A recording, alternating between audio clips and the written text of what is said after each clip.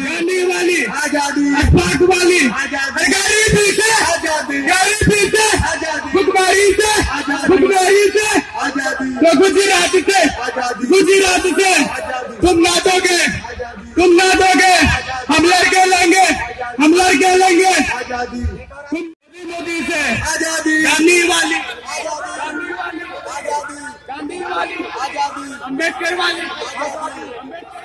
जिंदाबाद, जिंदाबाद, भैया जिंदाबाद, भैया जिंदाबाद, हो गया जिंदाबाद, जिंदाबाद।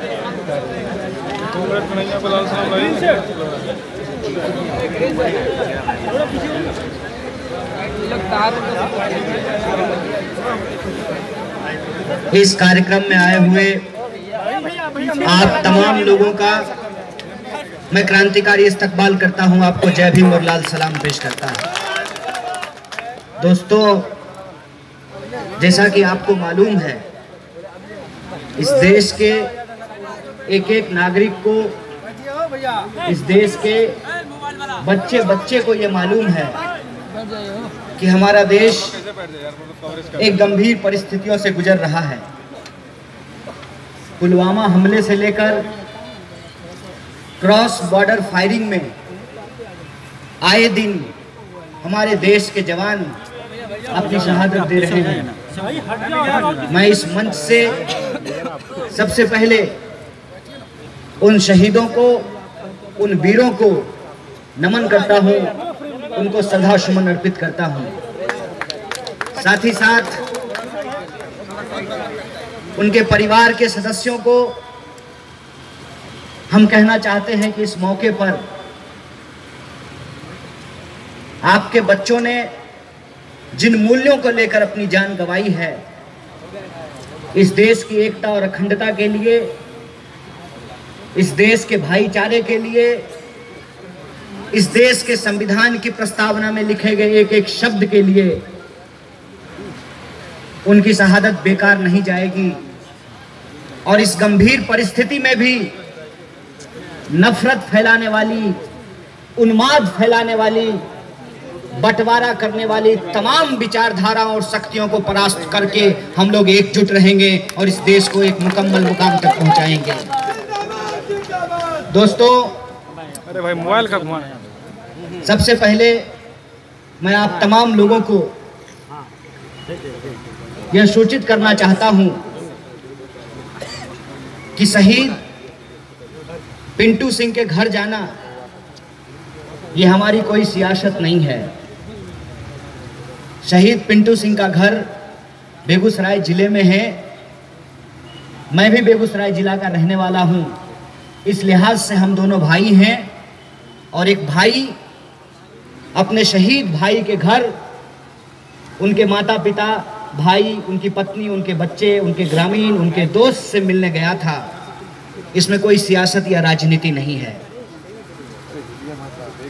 और तब यह बात और जरूरी हो जाती है जब मैंने खुद अपने परिवार से एक भाई जो सीआरपीएफ की नौकरी करते थे, इसी तरह के एक हमले में खोया है। इसलिए हम जानते हैं कि शहीद होने का दर्द क्या होता है। और जो लोग अपनों को खोते हैं, उन माओं की आंखों में आप देखिए, बिलखते बच्चों को देखिए, उनकी पत्नी की तकलीफ को महसूस करने की कोशिश कीजिए। उन दोस्तों से मिलिए जिन्होंने अपने दोस्त को खोया है, और यकीन मानिए आप युद्ध की नहीं, शांति की बात करना शुरू कर देंगे। यह बात मैं आपको कहना चाहता हूं। नाखून कटाकर शहीद में नाम लिखवाने वाले जो लोग हैं, उनको गर्दन कटाने का दर्द मालूम नहीं है। अंग्रेजों से माफी मांगने वाले जो लोग हैं, उनको फांसी पर झूलने वाले भगत सिंह की विचारधारा के बारे में मालूम नहीं है। जो सावरकर की राह पे चलने वाले लोग हैं, वो अंबेडकर की बातों को समझ नहीं पाते हैं। जिन्होंने राम प्रसाद बिस्मिल और अशफाक उल्लाह खां की दोस्ती नहीं जानी, वही इस देश में हिंदू और मुसलमान करते हैं। दोस्तों, ये बहुत गंभीर समय है और इस गंभीर समय में किसी भी तरह की गैर जिम्मेदाराना बयानबाजी नहीं करनी चाहिए। अभी हमारा एक साथी आवेश में आकर यह कहने की कोशिश कर रहा था कि पुलवामा हमले के पीछे एक साजिश है। यह बात सच है कि एक साजिश है। साजिश है इस देश के लोगों को आपस में बांट देने की।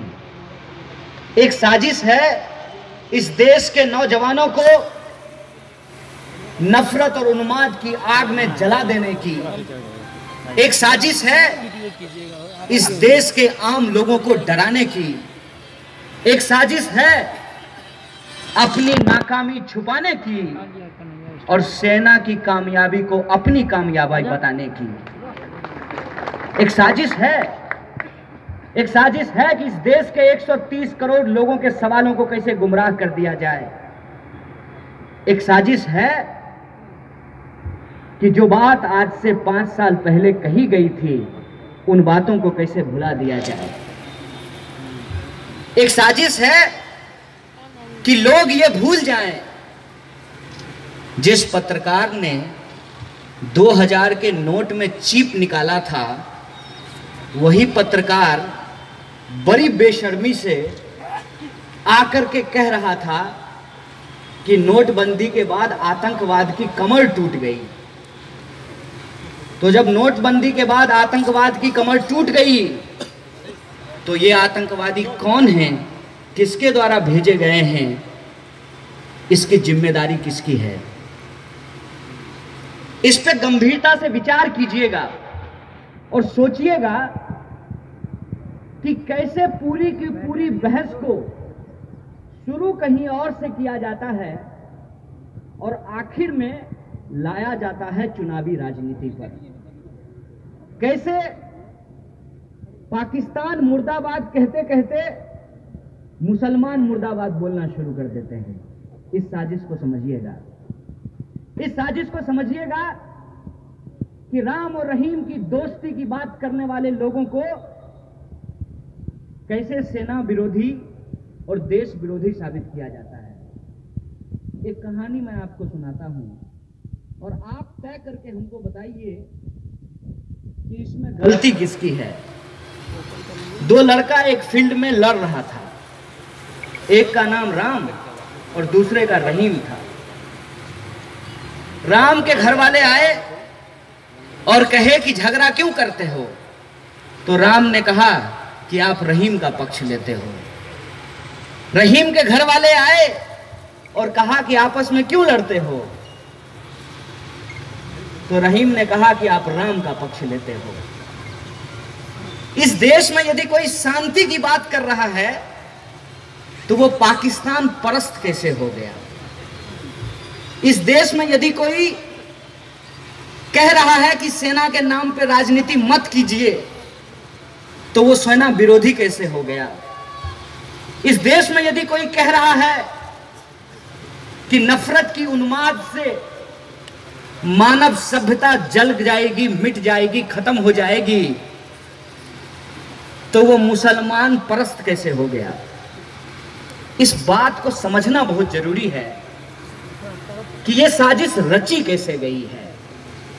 और ये साजिश ऐसे रची गई है कि प्रधानमंत्री कहते हैं जो लोग हमारा विरोध कर रहे हैं वो देश विरोधी हैं। और उस प्रधानमंत्री के मंत्रिमंडल का एक मंत्री कहता है कि जो भाजपा की रैली में नहीं जाएगा वो देश विरोधी है। मतलब इनका एजेंडा ये है कि यदि आप अपने घर के ऊपर कल को भाजपा का झंडा नहीं लगाएंगे तो ये आपको देश विरोधी कह देंगे। तो इनको मैं किशनगंज की धरती से बिहार की भूमि से ये आगाह कर देना चाहता हूं कि ये धरती गंगा जमुनी तहजीब की धरती है। तुम्हारी हर साजिश को नाकाम करेंगे और तुमको बताएंगे कि ये फेंकू प्रधानमंत्री, तुम्हारा फेंकने का वक्त खत्म होने वाला है। 1 महीना बचा है, जितना चभड़ चभड़ करना है कर लो,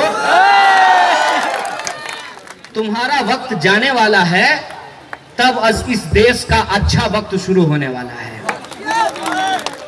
5 साल का टॉक टाइम था, देश छोड़ करके विदेश में भी घूम घूम के बकर बकर कर लिए। अब आपकी बकैती आपको मुबारक। ऐसा बकैत प्रधानमंत्री हमको नहीं चाहिए। और बकैती की भी अपनी सीमा होती है। कल मैं प्रधानमंत्री का भाषण सुन रहा था, तो जिग्नेश हमको बोला कि इतना सब्र कहां से लाते हो। हम बोले कि ये सब्र तो देश की जनता का वरदान है ना। वोट दे करके 5 साल के लिए ऐसा प्रधानमंत्री चुन लिए हैं, तो भला है बुरा है जैसा भी है, मेरा प्रधानमंत्री है। तो सुनना तो पड़ेगा कि आखिर फेंका क्या, लपेटा क्या, ये जानना तो पड़ेगा। तो कल उनका भाषण हम सुन रहे थे, तो पहली बार जो उनका वीडियो लेने वाला था, थोड़ा अनमना ढंग से वीडियो ले रहा था। क्या पता चाचा की तरह उनके खाते में भी 15 लाख रुपया नहीं पहुंचा हो। तो आप ध्यान दीजिएगा कि प्रधानमंत्री ऐसे बोलते हैं कि आपको लगेगा कि वो अपने मन से बोल रहे हैं। वो मंच से बोलते हैं, मन से नहीं बोलते हैं, देख करके बोलते हैं। और कैसे देख करके बोलते हैं, तो उनके आगे में एक स्क्रीन लगा होता है दोनों तरफ। अब बगुला की तरह जो गर्दन हिलाते हैं, वो उनका स्टाइल नहीं है। वो इस स्क्रीन से उस स्क्रीन में देख देख के पढ़ करके बोलते हैं। तो वीडियो में दिख रहा था, तो पढ़ते पढ़ते जो है तुतला रहे थे। कुछ दिन पहले तुतलाने वालों पे ये मजाक उड़ा रहे थे। कितना बेहतरीन चीज है, इसको समझिए। कहते हैं ना, मत बिगाड़ो बिगड़ेगा, जैसी करनी वैसी भरनी, बबूल के पेड़ में आम नहीं निकल सकता है। तो जो दूसरों का मजाक बनाता है, वो एक दिन खुद ही मजाक बन जाता है। और मजाक का आलम यह है कि इनकी चाटुकारिता करने वाले जो लोग हैं, वो इनको और ज्यादा मजाक का पात्र बना दिए हैं। मैं पात्रा की बात नहीं कर रहा हूं, मैं पात्र कर रहा हूं। तो मैंने उनको एक दिन कह दिया कि देखो भाई, मोदी जी रिश्ते में जिनके बाप लगते हैं, मैं उनके मुंह नहीं लगता। मैं इसलिए मुंह नहीं लगता कि वैसे ही इस आदमी का क्या है। आज जो प्रधानमंत्री है उसका माला जप रहा है, कल को कोई और प्रधानमंत्री हो जाएगा तो उसका माला जपना शुरू कर देगा। जिसके पीछे रीढ़ नहीं हो, उसको इतना सीरियसली लेने का जरूरत नहीं है। और अगर आप और ये सवाल जब आप उठाएंगे, तो पूरी ताकत से वो आपको डराने की कोशिश करेंगे। तरह तरह का आरोप वो आपके ऊपर लगाएंगे। और कुछ मजेदार आरोप मैं आपको बताता हूं। हमको कहते हैं कि ये देश विरोधी है। पहली बात तो ये है कि नरेंद्र मोदी देश नहीं है। अगर नरेंद्र मोदी देश है, तो मुझे देश विरोधी होने में भी दिक्कत नहीं है। क्योंकि मेरा मानना है कि देश मतलब प्रधानमंत्री नहीं होता है। देश मतलब देश की आम जनता होती है। और आम जनता के पक्ष में, सरकार की विपक्ष में खड़ा होना, यह लोकतंत्र की जिम्मेवारी होती है। और यह जिम्मेवारी हमने उठाई है। और यह जिम्मेवारी जब हम उठाए हैं, तो हम किशनगंज आए हैं।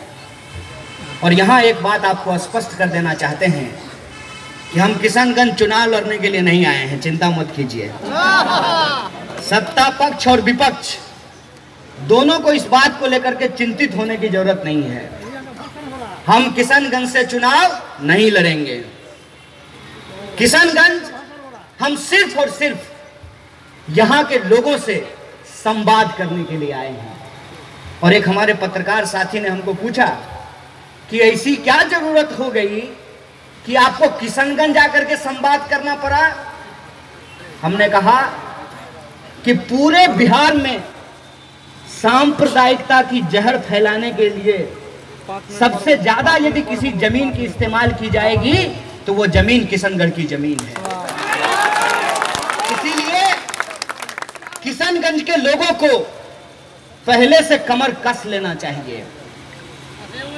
अब अलायंस होगा कि नहीं होगा, किसको कितना सीट मिलेगा, कौन हारेगा कौन जीतेगा, इन चीजों से ऊपर उठ करके किशनगंज के लोगों को कमर कस लेना चाहिए। क्योंकि मैं एक बात आपको याद दिलाना चाहता हूं, किशनगंज अपने आप में महज कोई जमीन का टुकड़ा नहीं है। अगर आप इसकी भौगोलिक सीमा को देखेंगे तो ये 3 प्रकार की संस्कृतियों का मिलन स्थल है। ये नॉर्थ ईस्ट का गेटवे है और यहां पे सांप्रदायिकता की प्रयोगशाला में नए नए डिजाइन के दंगों को गढ़ने की तैयारी चल रही है।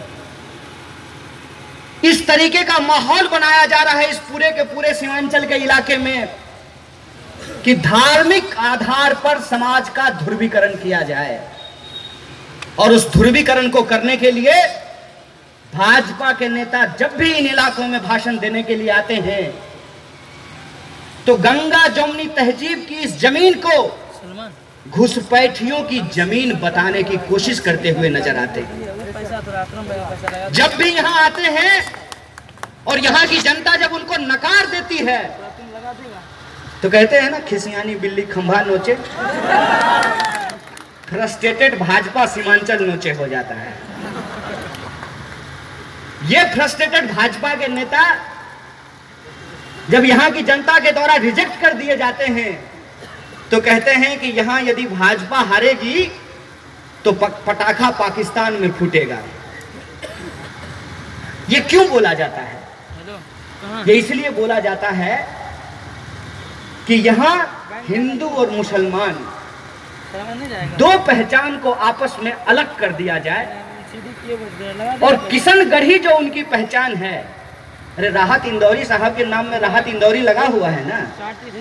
कोई आजमगढ़ का शायर होता है तो उसके नाम में आजमगढ़ी लगा होता है ना। कैफी आजमी के नाम में आजमी लगा हुआ है ना। उसी तरीके से किशनगढ़ की जो पहचान है उस पहचान को ये किशनगढ़ से बाहर इतना बदनाम कर देना चाहते हैं कि ट्रेन में जाते हुए कोई पूछे कि कहाँ मकान, तो आप ये ना कहिए कि हम किशनगढ़ से हैं। वो ये ना कहें कि आप अररिया से हैं। वो इतना बदनाम कर देना चाहते हैं कि किशनगंज के लोग उसी तरीके से सोचने लगे जिस तरीके से एक्चुअली मैं 7 साल जेएनयू में रहा और जेएनयू के बगल में एक जगह है किशनगढ़, तो मैं बार बार किशनगंज को किशनगढ़ बोल दे रहा हूँ। जुबान की इस फिसलन के लिए मैं क्षमा चाहता हूँ। तो मैं ये कह रहा था कि पूरे देश के भीतर एक ऐसा माहौल बनाया जा रहा है जो कभी माहौल आजमगढ़ को लेकर के बनाया गया और लोग बाहर ये कहने से घबराने लगे कि मैं आजमगढ़ का रहने वाला हूं। और ये किसी भी जगह को लेकर के ये माहौल बनाया जा सकता है। जब हम पटना में रहते थे तो बेगूसराय को लेकर के भी ये माहौल था। वहां पे जहां मकान मालिक को कहने कि हमारा घर बेगूसराय है, टू लेट का बोर्ड लगा हुआ है गेट पर, फिर भी मकान मालिक कहता था कि नहीं रूम खाली नहीं है, क्योंकि उसको लगता था कि एक बार रूम में रह जाएगा तो निकलेगा ही नहीं, रेंट भी नहीं देगा। ऐसा किसी अपने ही देश के हिस्से को लेकर के क्यों माहौल बनाया जाता है? अपने ही देश के नागरिकों को लेकर के ऐसा माहौल क्यों बनाया जाता है? क्यों ये बार बार साबित करने की कोशिश की जा रही है कि इस देश के ही नागरिक जो इस देश में रह गए, इस देश के अल्पसंख्यक, इस देश के मुसलमान, इस देश के दलित, इस देश के आदिवासी, इस देश के पिछड़े, इस देश के अति पिछड़े, इस देश के गरीब, इस देश के किसान, इस देश के मजदूर, इस देश का आम आवाम सियासत के लिए बस अरे यार तो हमको डायरेक्शन ही दे रहा गिनती के वोट बनकर के रह गए हैं। वोट का आता है ये मनुष्य होने के अपने अधिकार को छोड़ दें, अपने हक हुक की बात ना करें, और यदि अपने हक और अधिकार की बात करें तो उनको जातिवादी, धार्मिक, क्षेत्रवादी, नक्सलवादी, पता नहीं कि किन किन आभूषणों से अलंकृत किया जाता है। ये जो माहौल है देश के भीतर, इसके पीछे का कारण क्या है, इस बात को हमको समझने की कोशिश करनी चाहिए। जितनी मेरी समझदारी है, जितना हमने पढ़ाई लिखाई की है, उस आधार पे मैं ये समझता हूं कि इस देश की जो विविधता है, जो डाइवर्सिटी है, उस डाइवर्सिटी को खत्म कर देना चाहते हैं। डाइवर्सिटी जिस दिन खत्म हो जाएगी, विविधता जिस दिन खत्म हो जाएगी, डेमोक्रेसी को ये लोग अपने आप खत्म कर देंगे। और यह जो गंभीर साजिश है, इस गंभीर साजिश के कुछ उदाहरण मैं आपको दिखाना चाहता हूं। ठंडा मतलब क्या होता है? ठंडा मतलब कोका कोला ना। ठंडा मतलब सतुआ नहीं होता है, लस्सी, तारबूज होता है कि नहीं होता है, ककड़ी, खीरा फैला दिया है ना, और हम शौक से उसको खरीद भी लिए हैं, अपने मोबाइल में भी ले लिए हैं, अपनी टीवी पर भी ले लिए हैं, घर के पोस्टर बैनर पे भी हैं, और जिस खिलाड़ी को हम पसंद करते हैं वो खिलाड़ी भी अपनी टी शर्ट पे लगा के घूम रहा है कि अब लोकतंत्र को भी हम अपना जेब बना करके रखेंगे, अपनी जेब में डाल लेंगे। इसीलिए राजनीति में भी ब्रांडिंग की पॉलिसी अपनाई गई। ब्रांडिंग। मोदी अपने आप में कोई व्यक्ति नहीं है, मोदी बाजार के द्वारा खड़ा किया गया एक ब्रांड है। और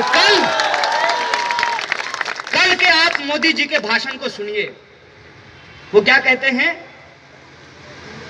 कि वो इकट्ठा हो रहे हैं मोदी के खिलाफ। हम कहते हैं कि आओ गरीबी के खिलाफ एकजुट होते हैं। अरे लुटेरा,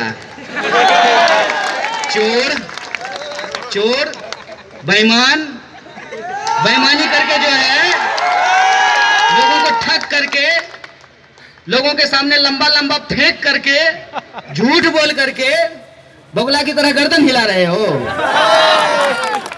सच बात क्या है? आइए हमारे साथ। तो कौन तुम्हारे साथ नहीं था? देश की जनता ने आपको देश का वजीर आजम बना दिया, आपको प्रधानमंत्री बना दिया। अब भी आप प्रचार में ही लगे हुए हैं। ये तो हिसाब दीजिए कि 5 साल में आपने गरीबी के लिए क्या किया। ये तो हिसाब दीजिए कि पाकिस्तान को सबक सिखाने के लिए आपने क्या किया। ये तो हिसाब दीजिए कि महंगाई कम करने के लिए आपने क्या किया। ये तो हिसाब दीजिए कि काला धन को वापस लाने के लिए आपने क्या किया। भ्रष्टाचारी जब तक भाजपा से बाहर है भ्रष्ट है, जी हुई भाजपा में आता है गंगा जल पीते ही पवित्र हो जाता है। ये कैसे संभव है? कल के मंच पे हमारे कर्मठ मुख्यमंत्री नीतीश बाबू, मन किया कि कैसे बोलता है ये आदमी, कहां से लाता है इतनी बेशर्मी। मैंने बेशर्म भी देख करके शर्मा जाए उसको, क्या रे मोदी जी आ रहे हैं, चलते हैं।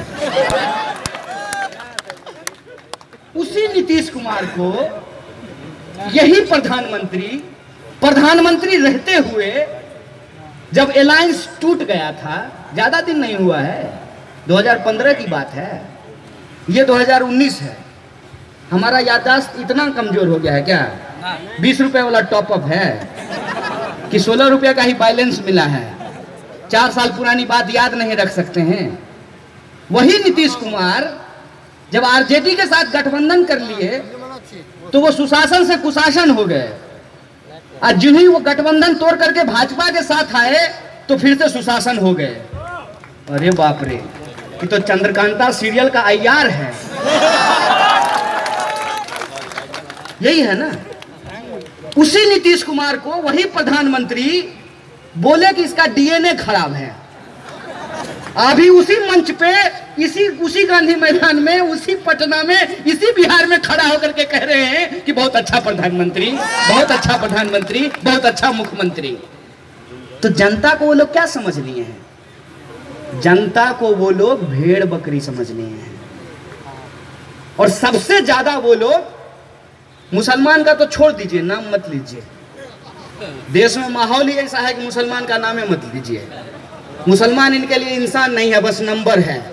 कितना % मुस्लिम वोट है, चलो सेट कर लेते हैं, सेकुलर खेलते हैं। नहीं, मुसलमान वोट सेट हो जाएगा। सबसे ज्यादा मूर्ख तो हिंदुओं को बना रहे हैं। टाइम पे क्या करते हैं, फेंकते हैं कि अच्छा विकास से मन भर गया तो लो राम मंदिर का फुटबॉल थोड़ा इससे खेलो।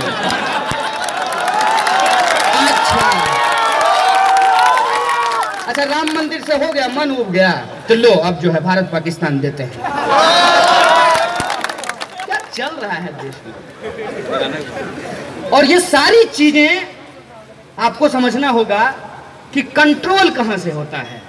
वहीं से अब फेयर एंड लवली लगाने से दूध जैसी गोराई प्राप्त नहीं होगी। अब एचडी ग्लो होगा, एचडी ग्लो। जैसे वीडियो में आपको एचडी वीडियो आया, तो अब फेयर एंड लवली भी एचडी ग्लो वाला फेयर एंड लवली लेकर के आया है। मार धनाधन रगड़िए उसको सुबह से। धनाधन जब रगड़ने का आदत हो जाएगा तब एक नया बाबा आएगा, पहले सिखाएगा योग और उसके बाद कहेगा कि खरीदो फेस वॉश। वही बाबा बोला कि ये विदेशी कंपनियां हमारे ऊपर विदेशी संस्कृति थोप रही है, इसीलिए हम देसी माल तैयार करेंगे। और उसके घी के डब्बे पे लिखा रहता है शुद्ध देसी घी। तो विदेशी घी भी होता है क्या? आप में से कुछ लोग बाहर गए हैं कि नहीं? तो जो गया हो उसको पकड़ करके पूछ लीजिएगा, कैसा दोस्त बताओ दुबई में घी मिलता है क्या? बटर होता है वहां पे। वो लोगों को घी निकालने ही नहीं आता है। और आप अंग्रेजी के डिक्शनरी को जाकर के देख लीजिए, घी GHEE घी, हिंदी घी। घी का अंग्रेजी कुछ होता है क्या? तो डिब्बा पे अलग से शुद्ध देसी घी लिखने का क्या मतलब है? क्योंकि आपके दिमाग में घुस गया है, दिमाग में लाला रामदेव घुसा दिया है कि विदेशी सामान नहीं लेंगे, देसी सामान लेंगे। अब बाबा खुद विदेशी है, ये बाबा खुद विदेशी है। देसी माल बेच करके विदेश का भ्रमण करता है। प्रधानमंत्री उसी का चेला है। कपाल भाती दोनों साथ में बैठ के करता था, छोड़िए पकड़िए। योग एक विद्या है, योग एक पद्धति है कि आप स्वस्थ कैसे रहेंगे। इसको योग से कोई लेना देना नहीं है, इसको ब्रांडिंग से लेना देना है। इसको माल बेचना है, और जिसको माल बेचने की आदत हो जाएगी वो जनता को ग्राहक समझता है, नागरिक नहीं समझता है। और इसीलिए आप देखेंगे कि जो लोकतंत्र भागीदारी सुनिश्चित करने के लिए स्थापित की गई थी, उस लोकतंत्र को इन्होंने खरीदारी सुनिश्चित करने के लिए बना दिया है। और कैसे होती है खरीदारी? अभी टिकट का खरीदारी चल रहा है सब पार्टी में, हम आम में सभी लगे हैं। इस बात को स्वीकार कर लेने में कोई बुराई नहीं है। अभी टिकट का खरीदारी चलेगा, और टिकट का खरीदारी जब समाप्त हो जाएगा तब वोटर का खरीदारी चलेगा। तो क्यों देते हैं प्रधानमंत्री को गाली? प्रधानमंत्री का दोष थोड़ी है, हमारा दोष है ना। हम मूर्ख बनने के लिए यदि तैयार हैं तो कोई हमको मूर्ख क्यों ना बनाए। हाँ, बोल। जब हम वोट करेंगे धर्म के आधार पे, तो हमको हर रात टीवी में मंदिर मस्जिद का ही बहुत सुनाई देगा ना। जब हम वोट करेंगे जात के आधार पे, तो हमको नेता जातिवादी ही मिलेगा ना। जिस दिन हम वोट करना शुरू कर देंगे शिक्षा और रोजगार के लिए, उस दिन नेता को भी शिक्षा और रोजगार का बात करना पड़ेगा। इसीलिए दोस्तों, इस गंभीर समय में मैं अपने लोगों से कुछ बातचीत करना चाहता हूं, संवाद करना चाहता हूं, क्योंकि लोकतंत्र संवाद पर टिका होता है। और जब हम संवाद करेंगे तो बहुत सारे ऐसे सवाल होंगे जहां आप हमसे सहमत नहीं होंगे और हम आपसे सहमत नहीं होंगे। आप हमारे असहमत होने के अधिकार के साथ खड़े होंगे और हम आपके असहमत होने के अधिकार के साथ खड़े होंगे। यह जो सहमति है, इसी सहमति से देश बनता है, इसी सहमति से शासन, प्रशासन और लोकतंत्र आगे बढ़ता है। इस बात को हमको समझना चाहिए। और इस लोकतंत्र, शासन और प्रशासन को यदि हम जिंदा रखना चाहते हैं, ज्वलंत रखना चाहते हैं, तो हमको अपना आंख, कान, नाक खुला रखना पड़ेगा। ऐसा ना हो कि दंगाइयों से लड़ते लड़ते हम खुद ही नफरत की आग में जलने लगे। ऐसा ना हो कि झूठेंदर्स के खिलाफ लड़ते लड़ते हम खुद ही झूठ बोलना शुरू कर दें। ऐसा ना हो कि जुमलेबाजों से लड़ते लड़ते हम खुद ही फेंकना शुरू कर दें। इसीलिए आंख, नाक जब हम खुला रखेंगे, तर्क की कसौटियों पे जब चीजों को परख करके देखेंगे, तो बहुत सारी चीजें हमको नजर आएगी। देश में दुख का माहौल है। पुलवामा में जिस तरीके से लोगों की शहादत हुई है, हर इंसान इस देश का दुखी है, क्योंकि वो यह जोड़ कर देखता है, जब वो अपने बच्चे के सर पे हाथ रखता है तो उसके मन में यह ख्याल आता है कि जो लोग शहीद हुए हैं वो भी किसी के बच्चे हैं, वो भी किसी का बेटा है, वो भी किसी का भाई है। लेकिन इसी गमगीन माहौल में जब आप गम में थे, कुछ लोग राष्ट्रवाद की ब्रांडिंग कर रहे थे। अब राष्ट्रवाद को भी एक ब्रांड बना दिया है। जैसे कजारिया टाइल्स देश की मिट्टी से बना है, बाकी सब क्या इंग्लैंड की मिट्टी से बना है? कि वो भी तो देश की ही मिट्टी से बन रहा है। कैसे राष्ट्रवाद को आज हमारे सामने बेचा जा रहा है, किस तरीके से हमारी देशभक्ति की जो भावना है, उस देश की भक्ति की भावना के साथ खिलवाड़ किया जा रहा है। और वो जो है उरिंकिया का पापा, वो आजकल जो है आर्मी का सूट पहन करके वोट मांगने के लिए जा रहा है। पीके सिनेमा देखे हैं तो आमिर खान जो है भगवान का फोटो चिपका लेता है कि कोई झापर नहीं मारे, तो आर्मी का ड्रेस पहन लिया है। नहीं, हम ये नहीं कहते हैं कि किसी को मारना चाहिए, मारपीट करने में हम भरोसा नहीं रखते हैं, लेकिन साजिश क्या है आप इस बात को समझिए। आते हैं हमारे गप्पू जी और हर भाषण को भारत माता की जय से शुरू करते हैं और भारत माता की जय से खत्म करते हैं।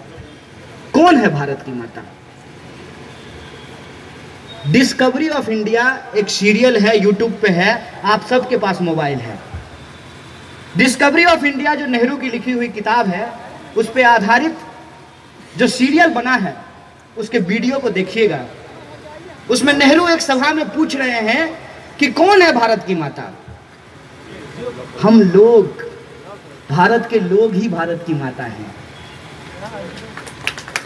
यह जो भारत माता का कॉन्सेप्ट है, यह कैलेंडर में दिखने वाली भारत की माता नहीं है। भारत की माता भारत के लोग हैं। और जो भारत के लोग हैं, भारत के जो किसान हैं, अगर वो आत्महत्या कर रहे हैं तो भारत की माता तकलीफ में है। और जिसको भारत का बागडोर सौंपा गया है, वो उन किसानों के लिए भी कुछ नहीं करता है, सिर्फ और सिर्फ जुमलेबाजी करता है, मतलब वो भारत माता का अपमान कर रहा है। हम भारत माता का अपमान नहीं कर रहे हैं। जो नौजवानों को कहता है कि हम आपको 2 करोड़ नौकरी देंगे और 2 करोड़ नौकरी उनको नहीं देता है, वो भारत माता का अपमान कर रहा है, हम अपमान नहीं कर रहे हैं। जो कहता है कि आपके खाते में 15 लाख रुपया पहुंचाया जाएगा और वो आपके खाते में 15 लाख रुपया नहीं पहुंचाता है, वो भारत माता का अपमान कर रहा है। भारत माता का अपमान करें आप और देशभक्त होने का सर्टिफिकेट मांगे मुसलमान से, ये कहां का न्याय है? पुलवामा पे जब ये घड़ियाली आंसू बहा रहे थे, जब देश सचमुच गमगीन था और गम में डूबा हुआ था, उसी बीच इन्होंने क्या किया, इस देश के 5 एयरपोर्ट को इन्होंने बेच दिया। पता चला किसी को? खबर आई किसी को? 5 एयरपोर्ट ये बेच दिया।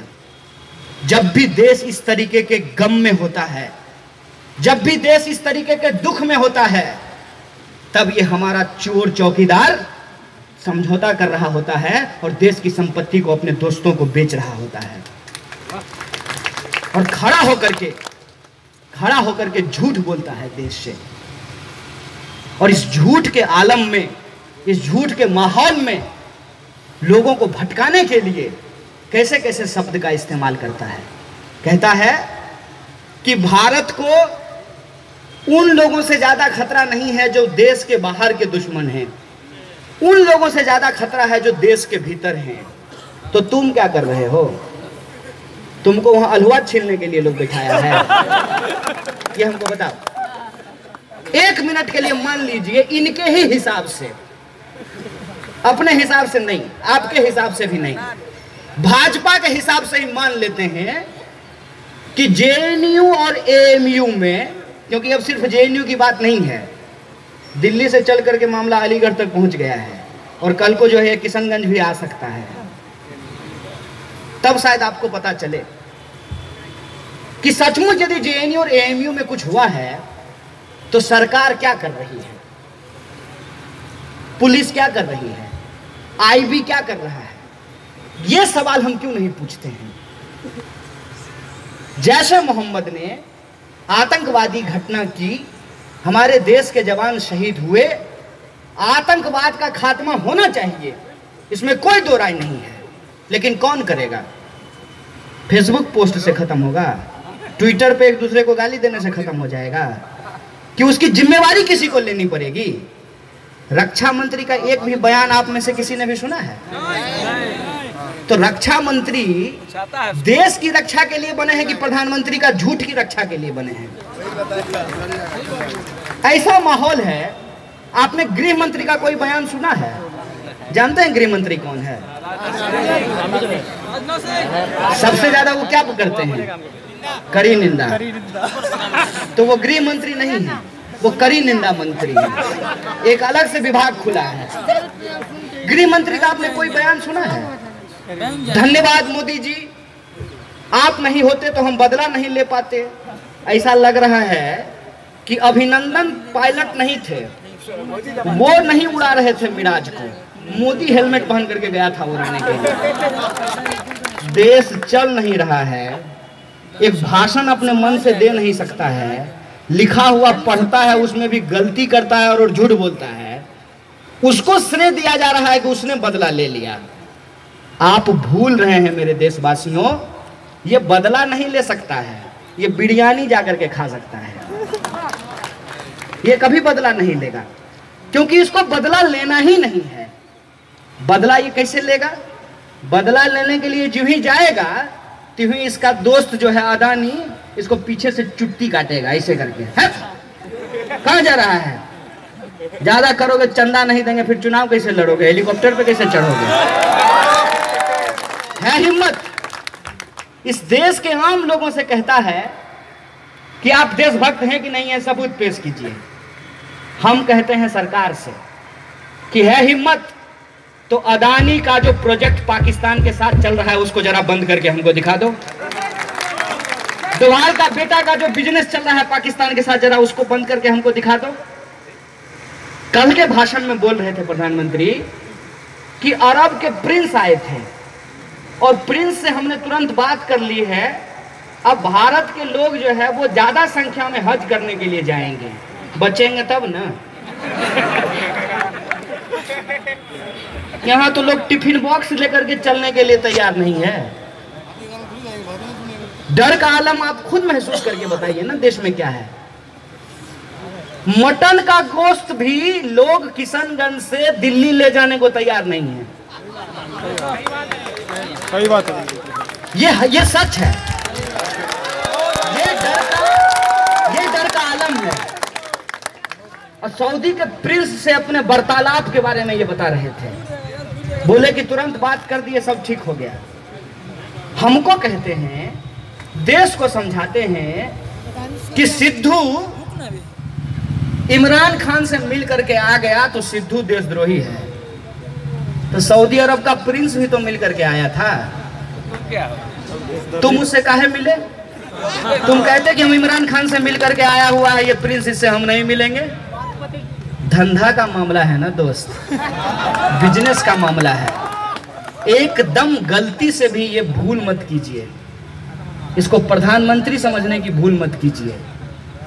ये आदमी प्रधान प्रबंधक है, और ये प्रधान प्रबंधक है, सीईओ है अंबानी और अदानी की कंपनी को। और यह जो देशभक्ति का नाटक कर रहा है, इस देश के लोगों को बेवकूफ बना करके साथ में चल जाएगा। इस देश के लोगों के मन में एक खास तरीके का ब्रांडिंग करके फिर से चुनाव जीतना चाहता है और अपने चोर दोस्तों को मदद पहुंचाना चाहता है। कहता क्या है कल कि चौकीदार चौकन्ना है, किस बात के लिए? कि हम ही चुराएंगे, सब दलाली हम ही खाएंगे और अपने ही दोस्त को बिजनेस दिलाएंगे। और इस बात को पलट कैसे देता है कि हम दिन रात मेहनत करते हैं देश को आगे बढ़ाने के लिए, और ये लोग दिन रात मेहनत करते हैं मोदी का टांग खींचने के लिए। इतना बड़ा नहीं हो यार। नहीं कहते हैं अपने मियाँ मिट्ठू बन करके घूम रहे हैं। आप लोग इस प्रधानमंत्री को इतना सीरियसली लेते हैं क्या? ये खुद ही अपने आप को इतना सीरियसली लेकर के घूम रहा है। हम लोग नहीं लेते हैं।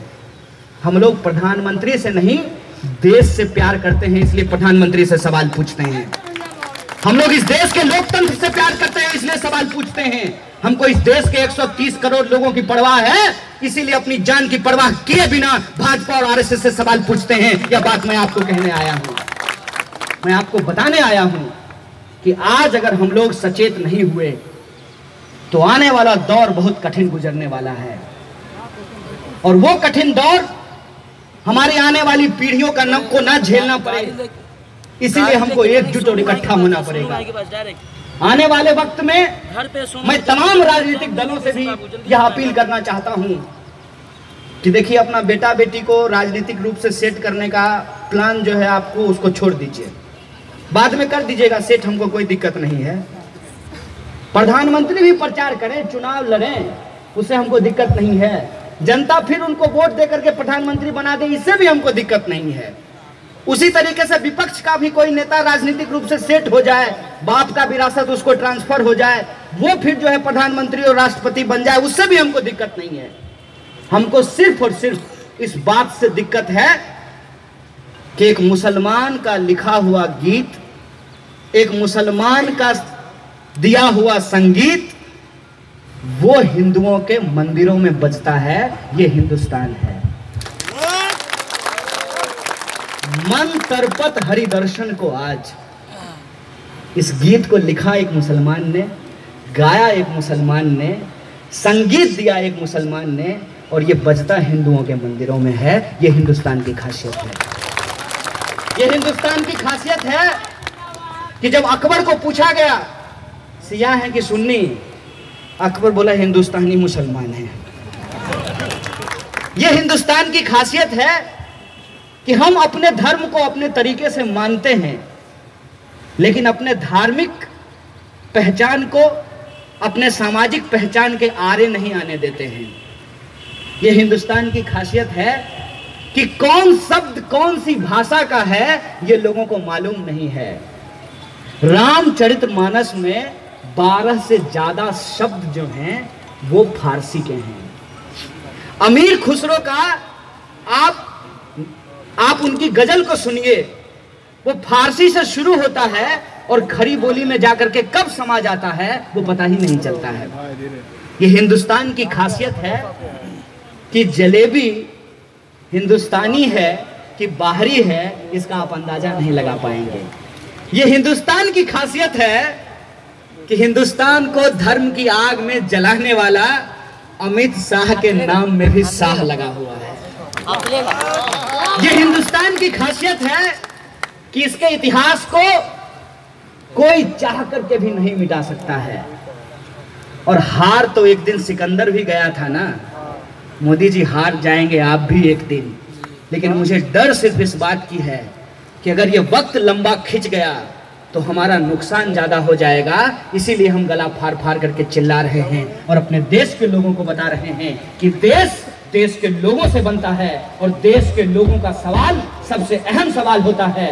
राजनीति को पीछे रखिए, झंडा को पीछे रखिए, बैनर को पीछे रखिए और इस देश में देश हित को लेकर के देश के तमाम लोगों को इकट्ठा होना चाहिए। इस सवाल पे इकट्ठा होना चाहिए कि यह देश हम सबका है और जब देश हम सबका है तो हम सब की बात करने वाला जो एजेंडा है वही हमारा एजेंडा होना चाहिए। हमारा एजेंडा होना चाहिए कि सबको शिक्षा कैसे मिले, सबको काम कैसे मिले। सबको शिक्षा, सबको काम, मजदूर को मजदूरी, किसानों को उनके फसल का दाम, महिला हो या पुरुष, हिंदू हो या मुसलमान, सबको मिले बराबर का आत्मसम्मान। इस एजेंडा पे हमको एकजुट होना चाहिए। उसी एकजुटता के लिए बेगूसराय से चल करके किशनगंज हम आए हैं और हम उम्मीद करते हैं कि आने वाले वक्त में आप इस एकता को सुनिश्चित करेंगे और एकजुट होकर के इस देश के भीतर नफरत की सियासत करने वाले, उन्माद की आग में इस देश को जलाने वाली ताकतों को आप परास्त करेंगे। राम प्रसाद बिस्मिल और अशफाकुल्लाह खां के रास्ते पे चल करके एक बेहतर मुल्क का निर्माण करेंगे। इसी अपील के साथ आप तमाम लोगों को शुक्रिया अदा करते अपनी बात को खत्म करूंगा। शुक्रिया। इनकलाब जिंदाबाद। हमारे